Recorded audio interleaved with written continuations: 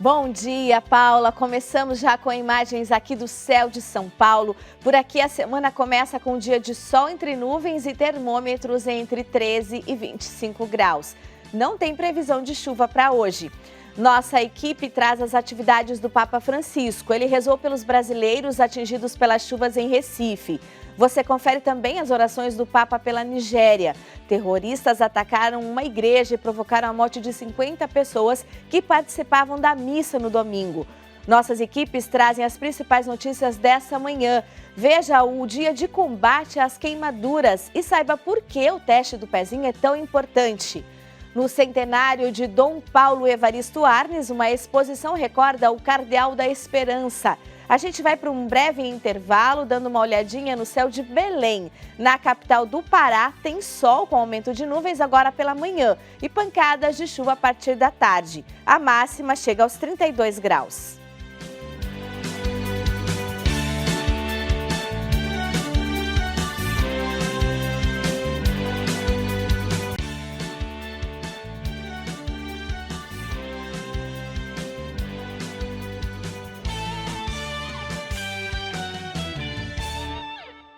No Vaticano, o Papa Francisco teve uma agenda repleta de compromissos nesse fim de semana.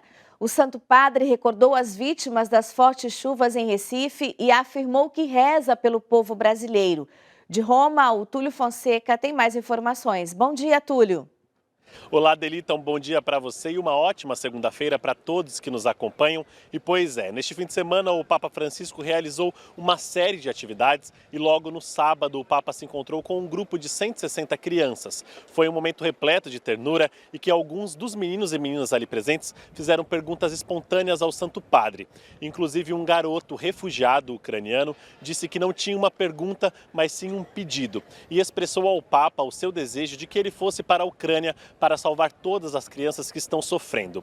Francisco respondeu afirmando que pensa muito nas crianças da Ucrânia e que gostaria de ir ao país, mas que apenas precisa esperar o momento certo para isso, pois segundo o pontífice não é fácil tomar uma decisão que pode fazer mais mal ao mundo inteiro do que bem. Francisco afirmou que na próxima semana receberá representantes do governo da Ucrânia que virão para conversar e inclusive verificar a possibilidade de sua visita ao país. Ainda no sábado, Adelita, nas vésperas de Pentecostes, o Santo Padre enviou uma videomensagem ao Caris Internacional, que promoveu uma vigília online. Em sua breve reflexão, Francisco destacou que diante deste mundo dilacerado e também temeroso do futuro incerto, emerge com a presença luminosa do Espírito Santo a força que nos dá coragem e a determinação para trabalhar incansavelmente pela paz, e isso acontece principalmente através da abertura ao perdão. Já ontem, domingo, o Papa participou da missa na solenidade de Pentecostes, que foi presidida pelo cardeal Giovanni Battista Re. Francisco fez a homilia da celebração sentado em sua cadeira de rodas e afirmou que o Espírito Santo não é idealista, mas concreto. Ele age no aqui e agora, pois o local onde estamos e o tempo que vivemos são lugares da graça. O pontífice recordou ainda que é o Espírito Santo de amor que nos faz sentir amados e nos ensina a amar. E completou: o Espírito Santo é o motor da nossa vida espiritual. E após o término da Santa Missa, Adelita, o Papa Francisco foi até a janela do Palácio Apostólico para a oração do Regina Coeli. Ali o Santo Padre refletiu também sobre o Evangelho do domingo e em seu apelo final, Francisco expressou sua tristeza pelos 100 dias do início da agressão armada contra a Ucrânia, que ele chamou de pesadelo da guerra e negação do sonho de Deus. Francisco pediu para que todos continuem a rezar e a trabalhar pela paz incansavelmente. O Papa expressou ainda sua satisfação pela trégua no Iêmen e recordou do povo brasileiro e com tristeza assegurou suas orações pelas vítimas dos deslizamentos de terra causados pelas chuvas torrenciais na região metropolitana de Recife. De Roma, Túlio Fonseca para o Canção Nova Notícias, edição da manhã. O Papa Francisco também lamentou o ataque terrorista que aconteceu na Nigéria. 50 pessoas foram mortas enquanto participavam da missa de Pentecostes no domingo. O Papa expressou solidariedade e rezou pelas vítimas para que recebam o consolo do Espírito Santo. Esse ataque na Nigéria está entre os destaques estrangeiros de hoje. O italiano Avvenire destaca: massacre em igreja na Nigéria. Autoridades locais falam em mais de 40 mortos. Os responsáveis são procurados. homens armados com fuzis entraram na Igreja Católica de São Francisco Xavier e abriram fogo contra os fiéis que celebravam Pentecostes, matando dezenas de pessoas, incluindo crianças, que celebravam a solenidade. A identidade e os motivos dos agressores não foram esclarecidos. Ninguém reivindicou os ataques até o momento. O Papa Francisco rezou pelas vítimas. O New York Times destaca: Estados Unidos alertam que a Rússia busca compradores para os grãos roubados da Ucrânia. Diplomatas americanos alertaram 14 países, a maioria na África, de que navios russos cheios de grãos ucranianos saqueados podem estar a caminho. A situação representa um dilema para países que enfrentam escassez de alimento, já que 1/10 das exportações globais de trigo vem da Ucrânia. Entre seus destaques, o britânico The Guardian afirma: Zelensky visita tropas ucranianas na linha de frente. Em rara visita fora de Kiev, Volodymyr Zelensky foi à cidade sitiada de Lysychansk neste domingo, a poucos quilômetros ao sul de Severodonetsk, o principal campo de batalha no leste, onde a Rússia concentrou suas forças. E o francês Le Monde destaca: Boris Johnson, agora enfraquecido pelo Partygate, está sujeito a voto de desconfiança. Se for deserdado nesta segunda-feira, o primeiro-ministro britânico, no centro do escândalo para festas organizadas no Downing Street durante o período de restrições sanitárias, perderá seu cargo. A votação acontece entre 18 e 20 horas de hoje, horário local. Aqui no Brasil, a partir de amanhã, bispos do estado de São Paulo participam da Assembleia do Regional Sul 1 da CNBB, a Conferência Nacional dos Bispos do Brasil. O encontro de edição número 84 acontece em Itaici, interior paulista, e vai até quinta-feira. O Regional Sul 1 da CNBB é o maior do país e conta com 6 arquidioceses e 36 dioceses. A seguir, uma campanha de alerta para o risco com queimaduras. A gente agora vai para o intervalo de 2 minutos, mas antes veja aí como está o tempo na capital federal. Em Brasília tem sol entre nuvens e não chove. Os termômetros ficam com mínima de 13 e máxima de 27 graus.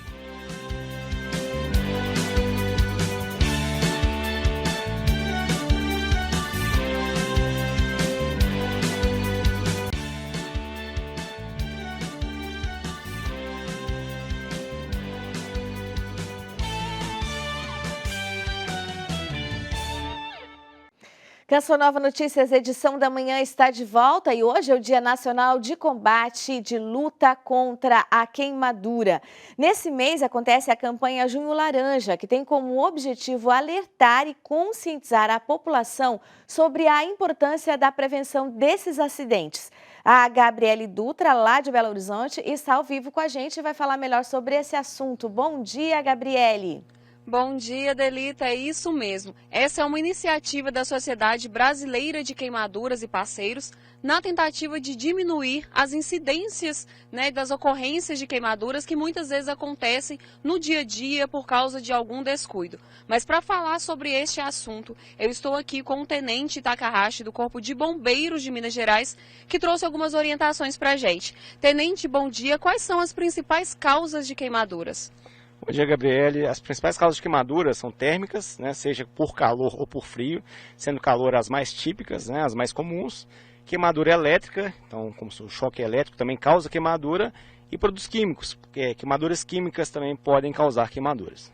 E o que pode ser feito para evitar essas situações, A gente sabe que muitas delas acontecem assim, por causa de algum descuido, situações assim do dia a dia mesmo, Sim, muitas pela falta de percepção do risco, principalmente com crianças, Então o que a gente geralmente recomenda como medida de prevenção principalmente no momento ali do almoço, do jantar, na cocção de alimentos, evitar que crianças circulem ali o ambiente da cozinha, os cabos de panela sempre voltados para o interior, nunca para fora, para evitar que puxe e caia um líquido quente, ou alimento quente em cima da criança. E para adultos, causas comuns são fogos de artifício, então o uso correto de fogos de artifício, geralmente está na embalagem, E a questão da churrasqueira também, o álcool líquido, Não acender a churrasqueira com álcool líquido. Tem geralmente um acendedor de carvão, dentro para acender o churrasco, Então não utilizar o álcool líquido de forma correta, principalmente agora com a pandemia, E, tenente, o que deve ser feito, né, em casos de acidentes? A gente sabe que tem muitos mitos, por exemplo, passar borra de café na queimadura, algumas pomadas, né? Qual que é a orientação?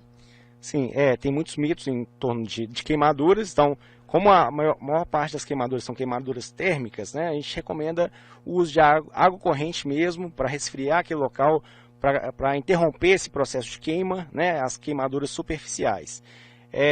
Se for nas mãos, por exemplo, né, retirar anéis, retirar relógios, porque aquela superfície ali tende a inchar, né?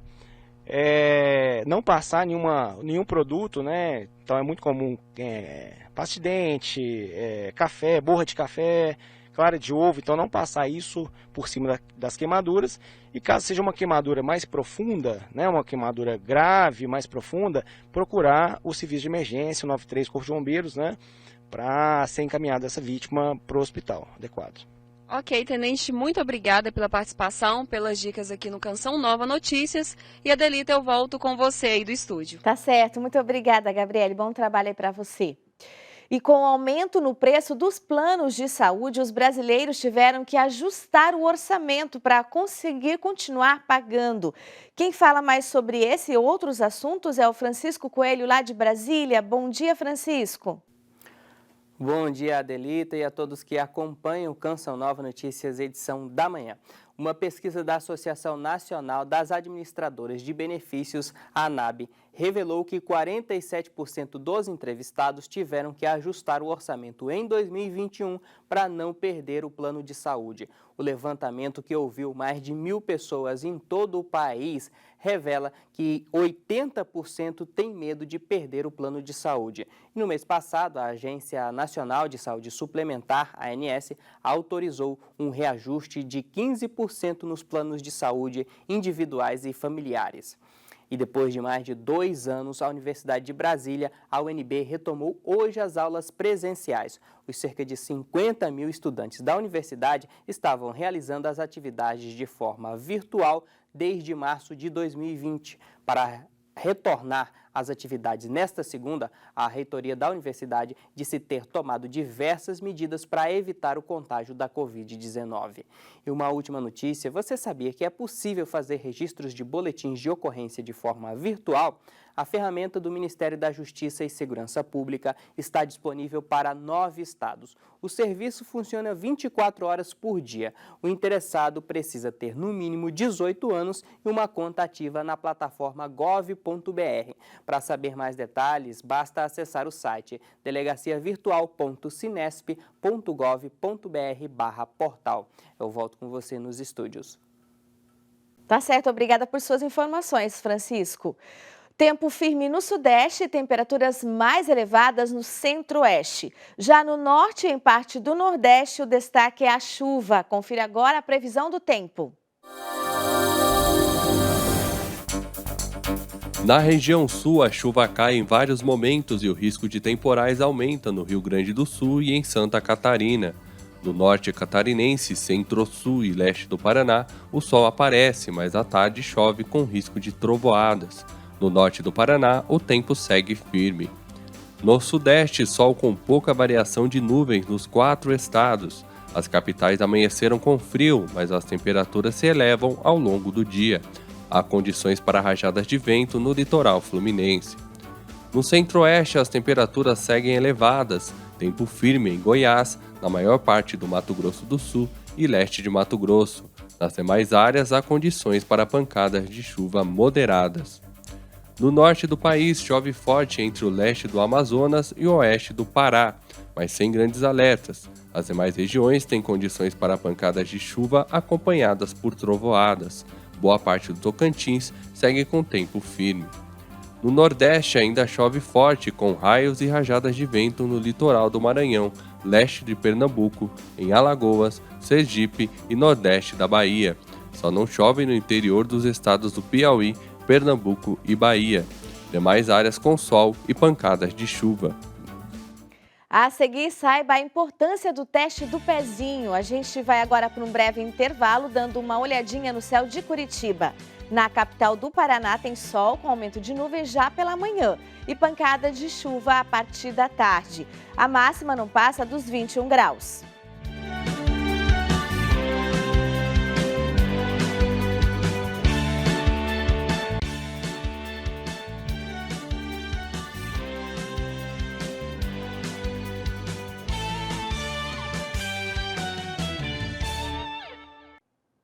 Olá, estamos de volta e em comemoração ao centenário do nascimento de Dom Paulo Evaristo Arnes, um livro está sendo lançado na PUC aqui em São Paulo. Quem está lá é o Sidney Fernandes e traz as informações ao vivo. Bom dia, Sidney. Bom dia, Adelita. Bom dia a todos que acompanham o Canção Nova Notícias. Notícia quentinha saindo do forno e livro quentinho também saindo do forno. O lançamento do livro sobre Dom Paulo Evaristo Arnes acontece aqui na PUC Campus Ipiranga. Dom Paulo Evaristo Arnes, que nasceu em Forquilinha, Santa Catarina, e faleceu aqui em São Paulo em 2016. O exemplar tem o título Dom Paulo Evaristo Arnes, um franciscano apaixonado pelo reino de Deus na cidade. Está aqui nas mãos do professor Edélcio Ottaviani, ele que é um dos organizadores. Professor, bom dia, obrigado por nos atender. Em resumo, o que temos nesta obra? Bom dia a todos. Primeiramente, é uma obra que responde também à comemoração dos 100 anos de nascimento de Dom Paulo. A Faculdade de Teologia, incumbida de organizar um livro, procurou, a exemplo do que Jesus pediu, que dissessem o que falavam dele. Assim, da mesma forma, nós quisemos saber o que as pessoas falavam de Dom Paulo. E por isso escolhemos, então, pessoas que tinham uma ligação direta ou indiretamente com Dom Paulo e com os temas tratados.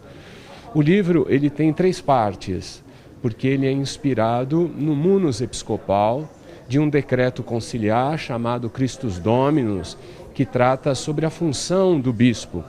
É um decreto, dentre os 16 documentos conciliares, que procura então aplicar 3 elementos importantes neste munus episcopal, que é o munus de ensinar, de santificar e de governar.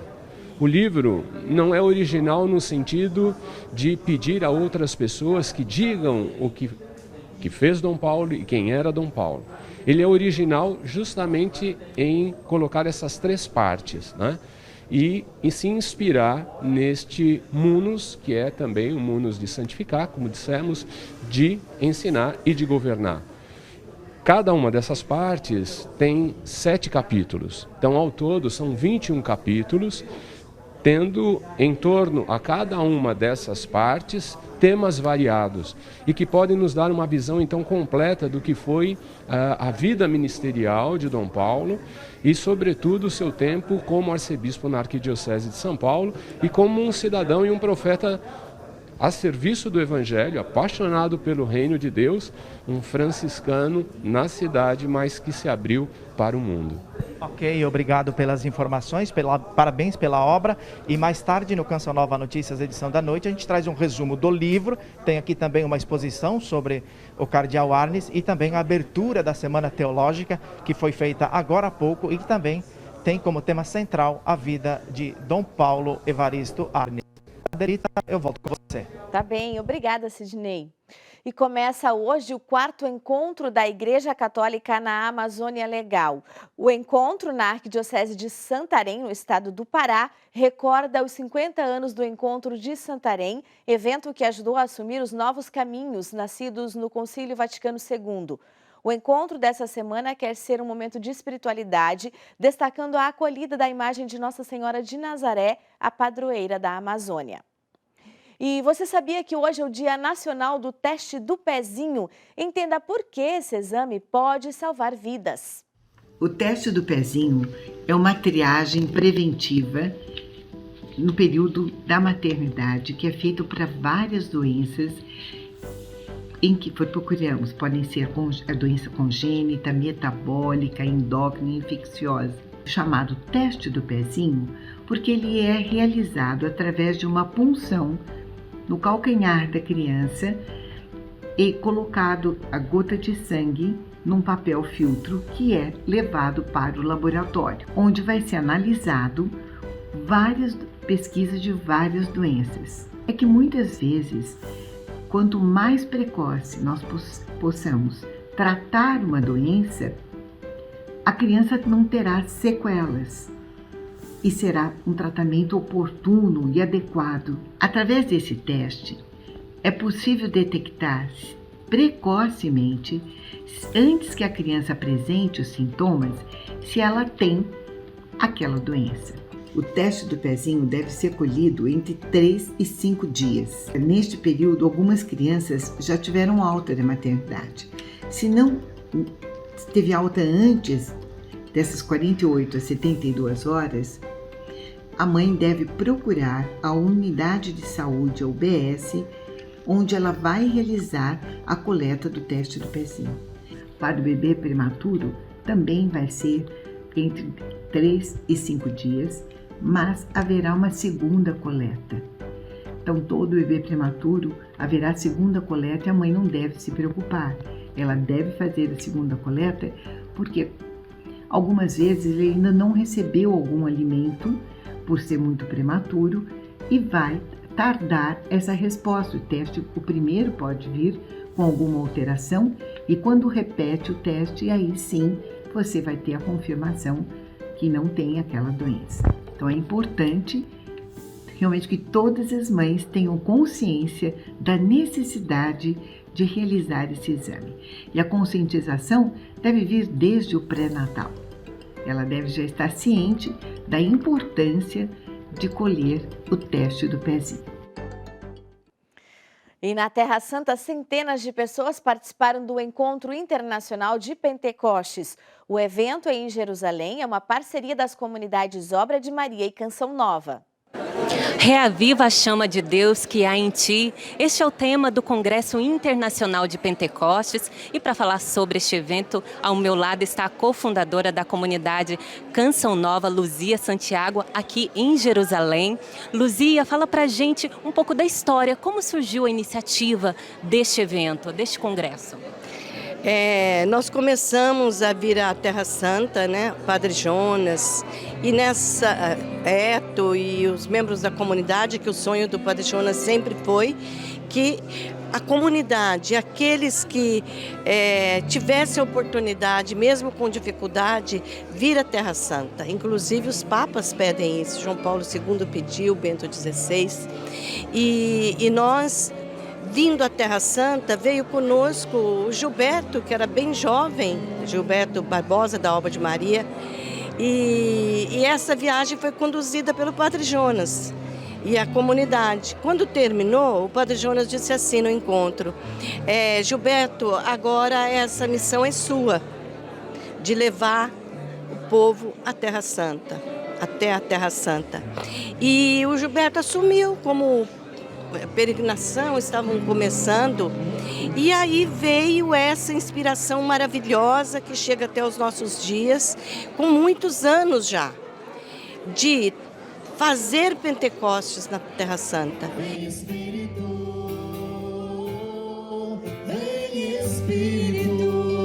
Olha, pessoal, foram 2 dias de eventos com pregação, missa, vigília, oração neste local santo. Luzia, muito obrigada pela sua participação, pela sua entrevista. De Jerusalém, da Núbia Gleiser, para o Canção Nova Notícias, edição da manhã. E o Canção Nova Notícias fica por aqui. Encerramos essa edição com imagens de Salvador. Um ótimo início de semana para você.